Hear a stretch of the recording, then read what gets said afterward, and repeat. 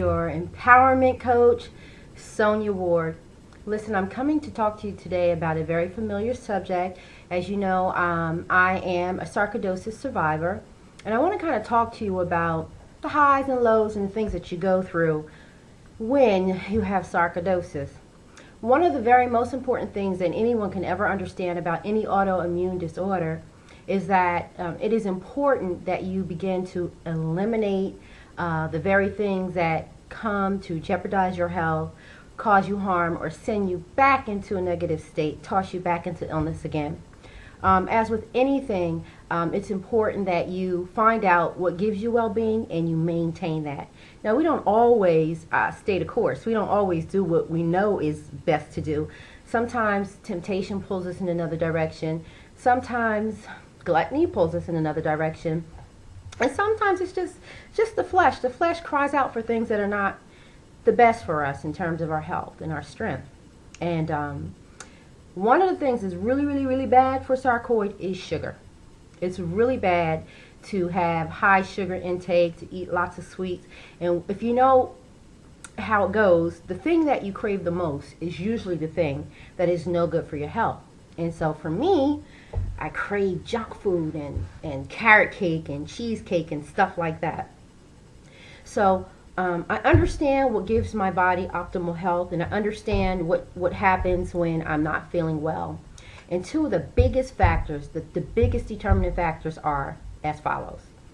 One, everything that I eat, and two, everything that I eat. Sounds like one. Why did I say two? Because what you eat is something that you digest internally in terms of food. The other things you eat are the things that you allow to come into your cipher, into your psyche, into your emotional well-being.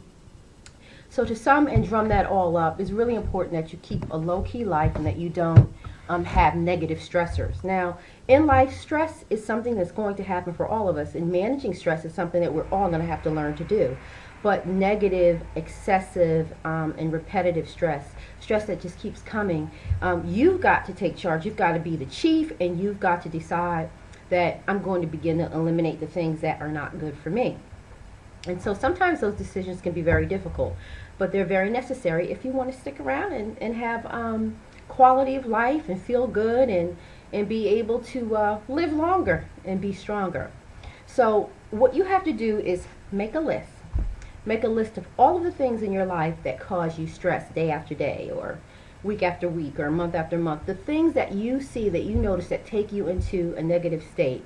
Begin to look at those things and decide, how can I eliminate them? Now, if the stressors are coming from people and people that you love, it doesn't mean that you have to eliminate that person, but it may mean that you have to curtail the way that you interact with that person. If certain discussions create or take your harmony away, or certain things are triggers that bring in hostile conversations and hostile communication, then you know that you can't have certain conversations with certain people. You know that there are certain buzzwords or discussions that you don't want to touch on that's going to toss you and that person into a very negative discussion. These things don't hurt anyone but you. Well, actually it hurts everyone, but right about now we're concerned with our health and our strength. We're concerned with healing and getting into the healing zone and staying there. We don't want to just be visitors of the healing zone. We kind of want to live in the healing zone. And in order to do that, we're going to have to make some very strong decisions and stick by them. One of the things that I have noticed is that when I begin to crave sweets and when I begin to respond to those cravings, suddenly I start to feel not so good again. Now with me, sarcoidosis has affected my muscles, joints, lungs, and sometimes my vision. Actually, it takes turns going to different places and tormenting me when I don't do as I know I'm supposed to do. And that is to eliminate sugar, eliminate red meat intake, and ideally meat overall. But when I do what I'm supposed to do, I notice that I feel better, I feel stronger, the symptoms begin to dissipate, and I'm on my way to the healing zone. So what I want you to do is begin to carve out the very things that you notice make you not feel well. And that may mean that you may have to decide to eat certain things for a whole week. And at the end of the week, notice what your energy level is like. Notice how you're breathing. Notice how your temperament is. Because with any illness such as sarcoidosis, lupus, or fibromyalgia, you will notice that you could become short and agitated simply because you don't feel good. So making yourself feel good is very important. And having people around you that support what it is that you need to do so that you'll have optimal health is important as well.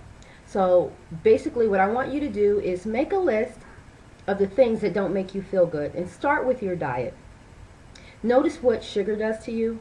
Notice what white flour does to you, breads, rice, and those kind of things, and begin to separate your intake so that you can notice directly what's contributing to what and what is giving you energy and what's taking that energy away.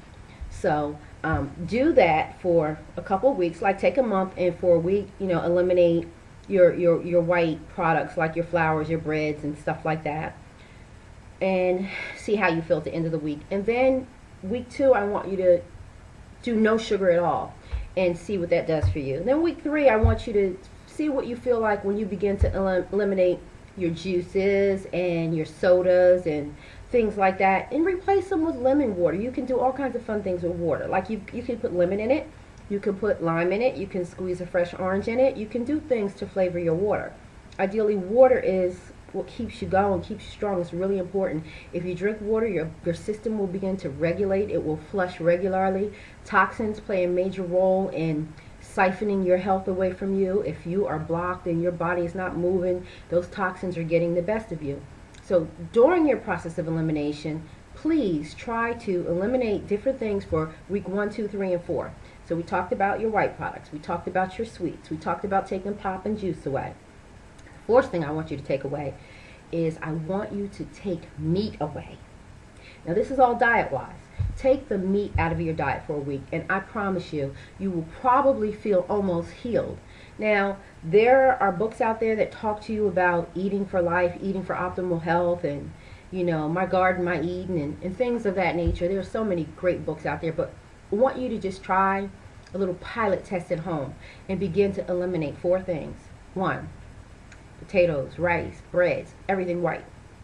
2, sugars, pies, cakes, candy bars, gum, all of that stuff. 1 week, a 7-day sacrifice, just to see what it does for you. And then I want you to go to week 3, and we're going to get rid of the juice and the soda. And week 4, we're going to get rid of the meats. And when you get on week 4, I guarantee you, right then and there, you're going to feel like you're almost healed or completely healed. Just to tell you a quick testimony, when I was diagnosed with sarcoidosis, I was with a very, very, very good doctor. His name is Dr. Kevin Holder. And if you're in New Jersey or anywhere around New Jersey, I don't care if it's Philadelphia, Connecticut, DC, anywhere close enough where you can go to him, go see Dr. Kevin Holder at number 5 Stanley Road in South Orange, New Jersey. He's a brilliant doctor. And one of the other things that I did is, in the beginning, is I went to the Whoyouwith Lifestyle Center, where immediately they took meats away from me. I was there. I was nearly crippled. I could barely walk. I was using a cane, and this was so many years ago, 10 years ago. I'm 45 today, so I had to be 35. To be on a cane was pretty horrific for me. It's not my idea of where my life would be at 35. But I was in a stressful job. I was in a stressful environment.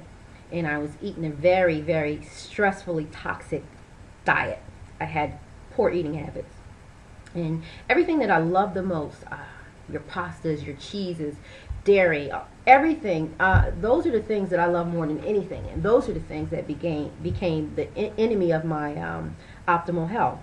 So I would like for you to just try for 4 weeks to take some things away and see how you feel after that. And then we'll talk more about eliminating the stressors in your life that, coupled along with a poor diet, is a recipe for disaster.